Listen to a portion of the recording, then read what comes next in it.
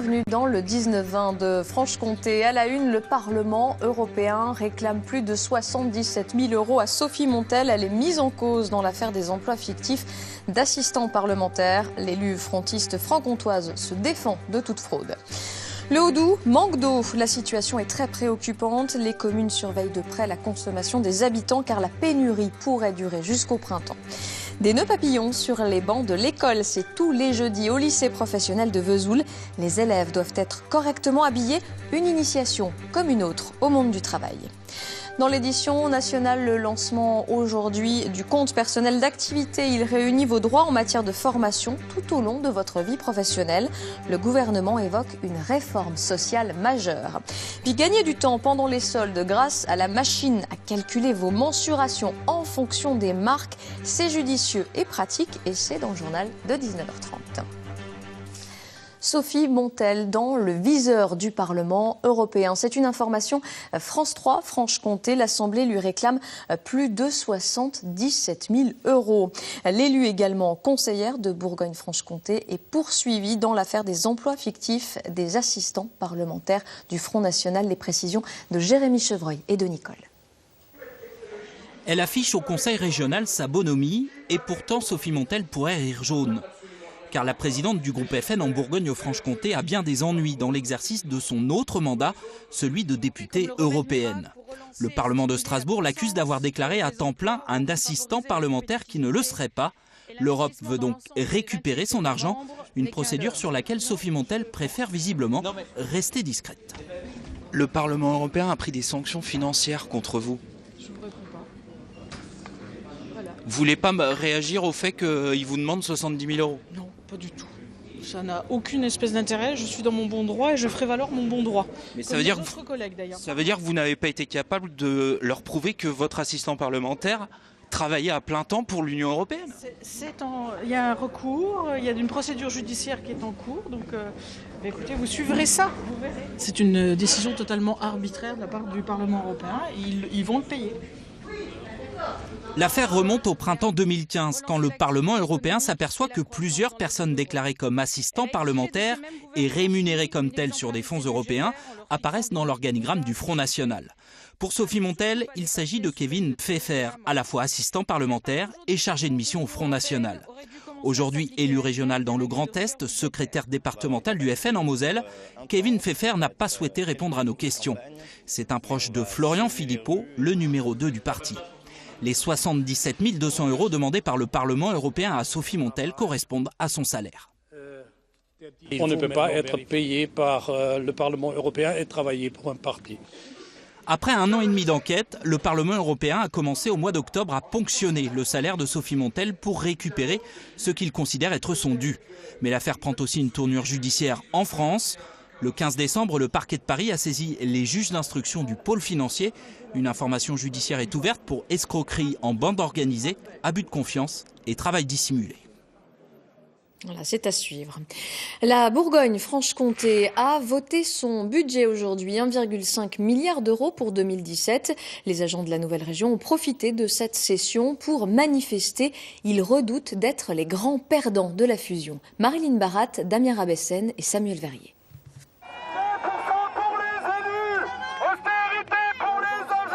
Ils étaient entre 150 et 200 personnels de la région, tous vent debout contre les négociations qui s'ouvrent suite à la fusion. Leur principale crainte concerne le régime de primes. Celui de Franche-Comté est en général plus favorable que celui de Bourgogne. La présidence propose de conserver les deux et d'en créer un troisième pour les nouveaux embauchés. Les grévistes souhaitaient que tout le monde soit aligné sur le plus favorable, question d'égalité entre collègues, mais aussi de pouvoir d'achat. Si je vous donne mon exemple, moi qui ai quand même 35 ans de service, sans les primes, je serais à 1 200 € en étant aux derniers échelons.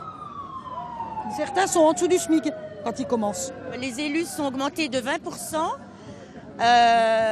et on nous dit qu'il n'y a pas de sous pour les agents. On veut nous enlever nos primes. Donc là, je crois qu'on se fout de la gueule du monde, mais carrément, quoi. Il dénonce également la brutalité dans la réorganisation des services. De son côté, Marie-Guy Dufay a donné des gages au début de la session. Nous garantissons totalement. La très grande majorité des agents ne va pas changer de poste. Et la très grande majorité des mobilités se fait à la demande de l'agent. Une délégation de l'intersyndicale a été reçue mais en est ressortie déçue par les propositions. L'harmonisation des personnels est le grand dossier chaud de 2007 dans toutes les nouvelles régions.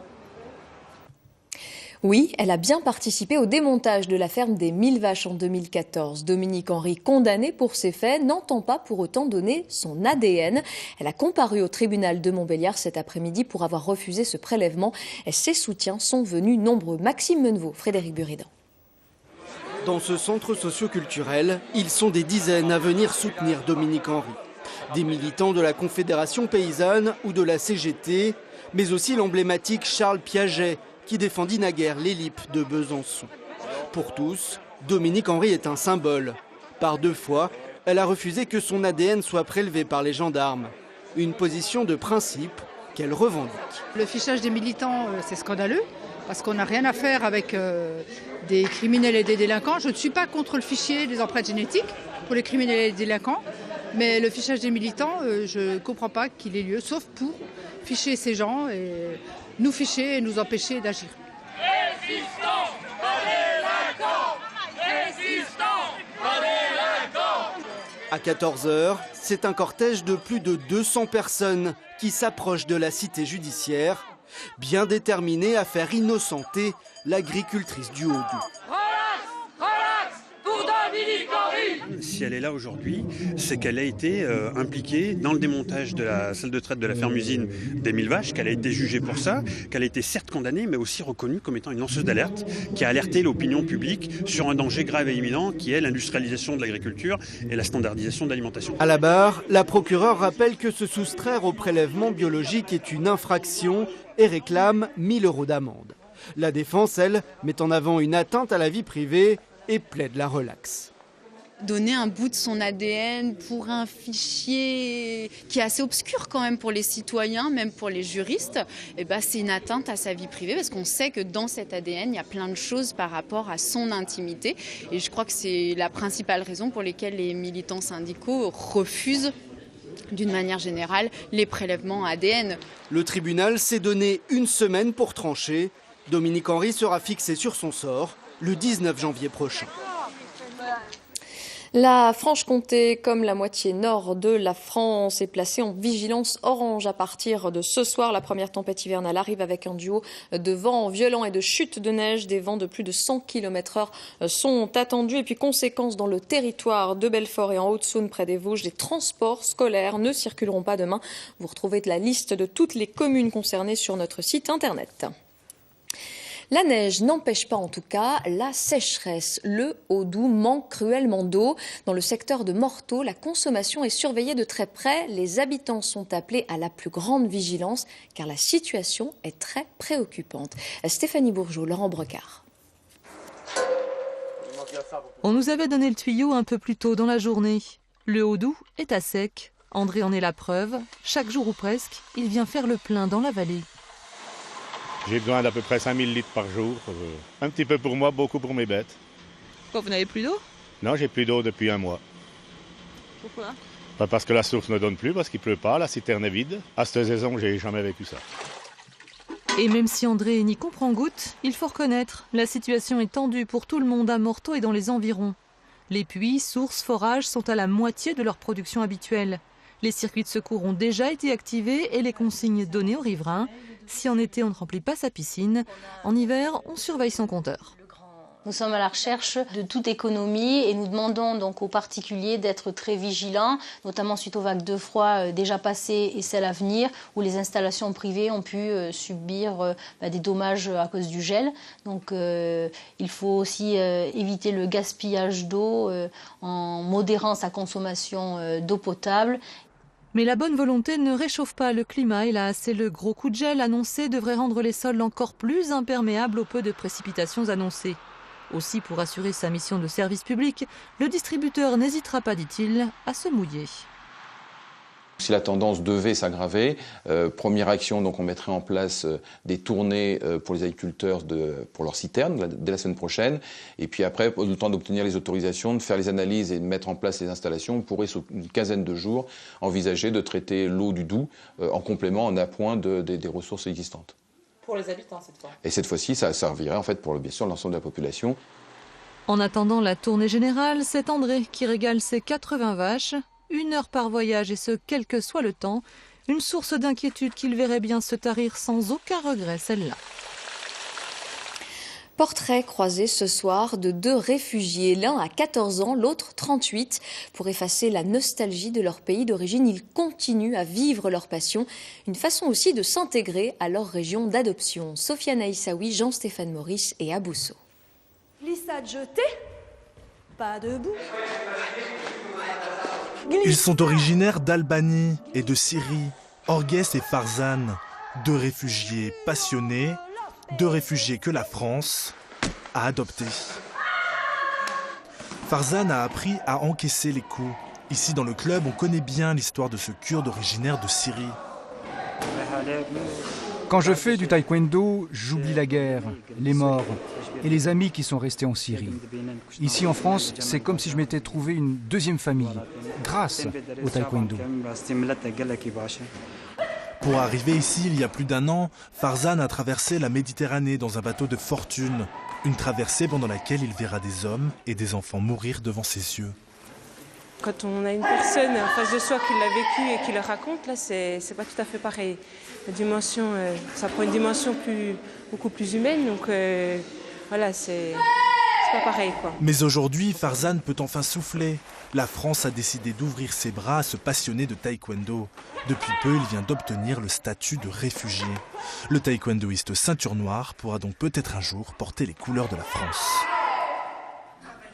Pour Julia et ses fils, c'est l'heure du thé.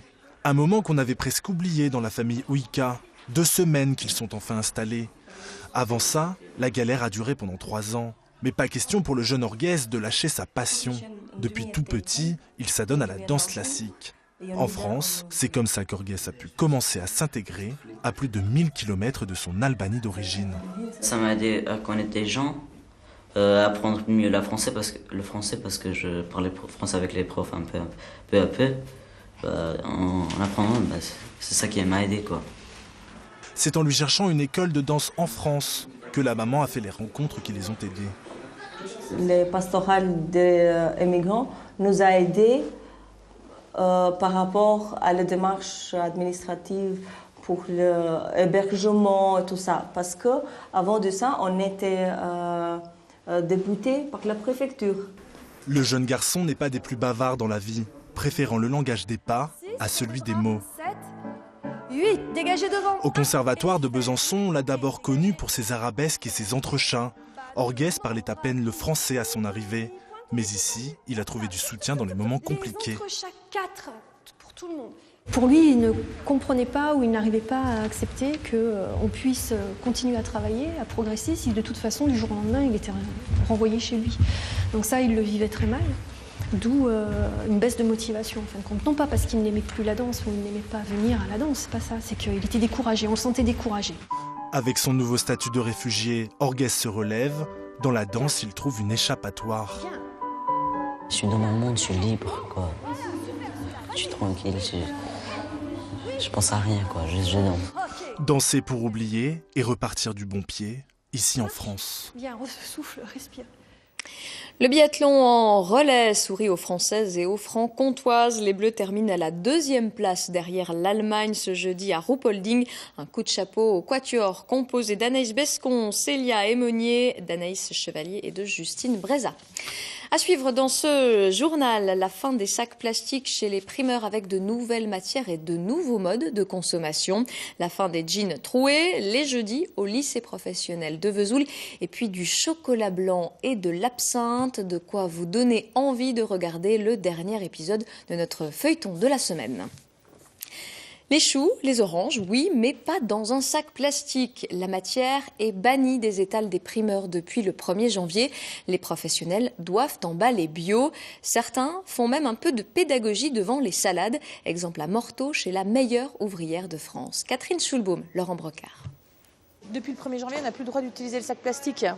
Alors, donc ça, c'est pas du plastique, c'est de l'amidon de maïs. Ah oui. C'est 100% biodégradable. De la pédagogie, c'est l'option choisie ici pour que les clients sachent que malgré les apparences, tout a changé. Les gens en plus ne voient pas forcément la différence. Ils voient ces sacs en amidon de maïs, ça ressemble à un sac, c'est un petit peu plus soyeux, ça ressemble à un sac en plastique, mais ça n'en est pas. Donc c'est aussi à nous d'expliquer aux gens, parce que même nous au début, on a quand même du mal à comprendre la différence. À chaque rayon, une petite affichette explique aux clients la marche à suivre. En dessous de 3 pièces, on ne prend plus de sac et ça marche plutôt bien. Si on prend un citron, on ne va pas de sachet. Hein? Voilà. Surtout qu'il y a des petites 4 oignons, 3 échalotes, un poireau, un navet. Pas la peine de mettre ça dans un cornet, comme on disait avant. Apprendre à ne pas gaspiller est devenu impératif. On n'a pas besoin, on va pas prendre froid le chou. C'est sûr qu'il fait très froid ce matin. Mais... Aussi parce que les sacs biodégradables ont un coût. De 1, on est passé à 5 centimes le sac. On a un budget de 6 000 € pour les sacs par an.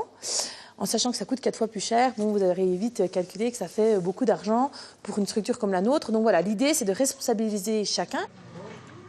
Responsabiliser et proposer des solutions. Le sac réutilisable est déjà presque entré dans les habitudes, mais certains clients vont plus loin et jouent carrément le jeu. Depuis quelques mois, j'ai investi dans des sacs en tissu pour limiter les sacs en plastique, quoi. J'ai conservé mes sachets qui étaient distribués il y a quelques temps en arrière et puis je les ramène à chaque occasion. D'ici quelques mois, les primeurs feront un premier bilan pour évaluer les effets de la loi sur leurs revenus. Le magasin mortuacien espère alors montrer toutes les vertus de la relation privilégiée avec ses clients. Au lycée, c'est tenue correcte exigée. Tous les jeudis, les élèves de l'établissement professionnel de Vesoul se mettent sur leur 31, une façon de les préparer au monde du travail. Sofiane Aïssaoui, Sébastien Poirier. Aujourd'hui, au lycée Pontarchet, on a décidé d'être... Désormais, une fois par semaine, c'est la journée tenue de ville. L'occasion pour certains de revêtir la cravate, le nœud papillon et même leur plus beau sourire. C'est la journée d'élégance, c'est une journée qu'on peut faire, on se sent bien, ça nous prépare sur notre futur métier. Ça nous apprend à être déjà bien habillés pour le métier de plus tard, quoi. Vous venez habillé comment d'habitude ?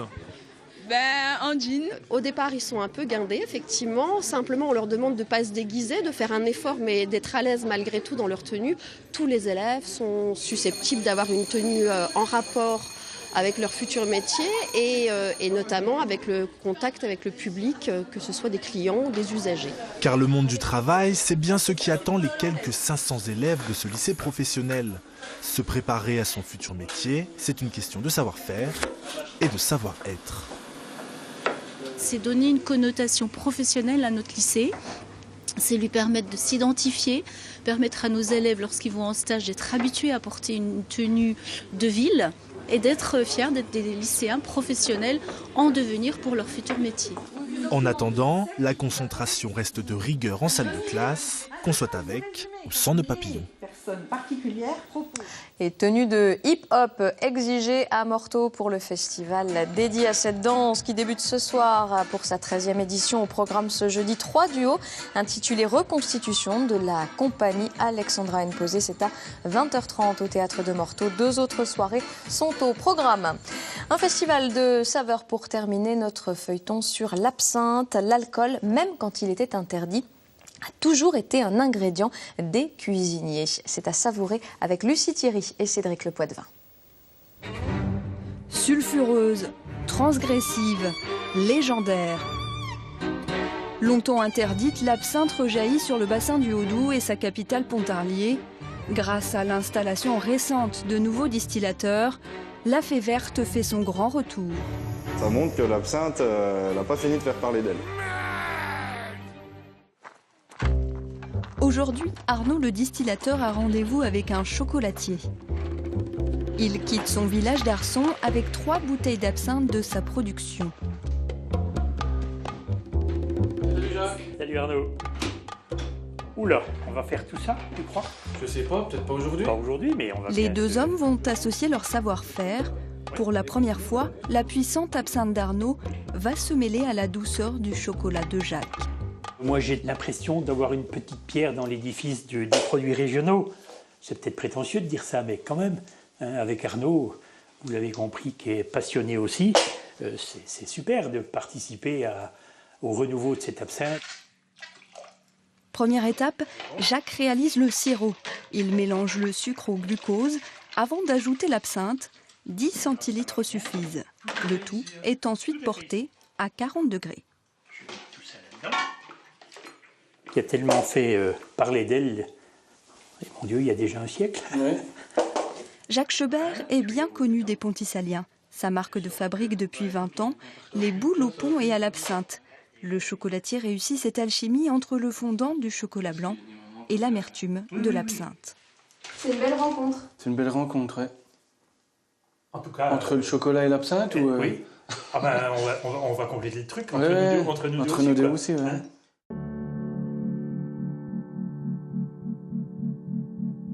Rencontre entre la fée verte et l'assiette pour remettre au goût du jour une absinthe longtemps oubliée. Contrairement à la France, en Suisse, celle qu'on appelle la bleue a continué de couler dans les verres. Ensuite, on va préparer un soufflé glacé Mitterrand avec une petite salade d'agrumes. Dans cet atelier aux effluves d'absinthe, les apprentis cuisiniers préparent un dessert à la fée verte, bien connu dans le canton de Neuchâtel.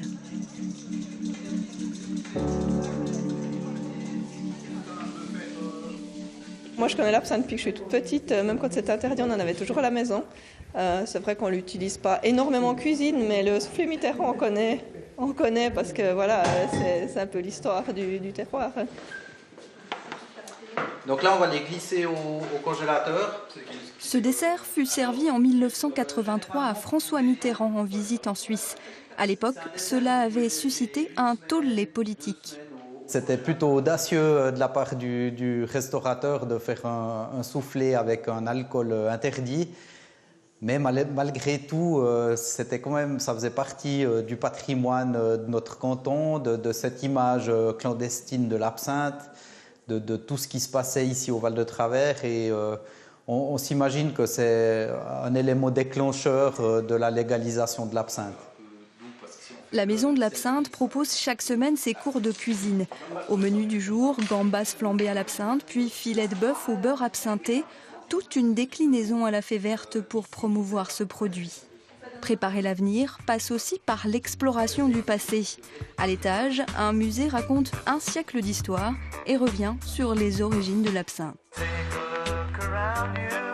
Ces 2 dernières années, 4 distilleries artisanales ont vu le jour autour de Pontarlier. Sous ces vieux airs de boissons interdites, la fée verte gagne du terrain. 15 ans après sa réintroduction, l'absinthe refait couler de l'eau. Elle n'a décidément pas fini de faire parler d'elle.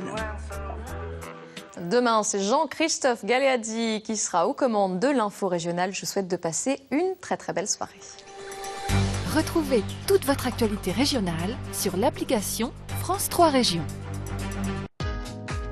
Info et bonne humeur au menu de votre matinale. Nous irons à Morteau où souffle un vent de hip-hop. La danse s'invite pour 3 jours sur la scène.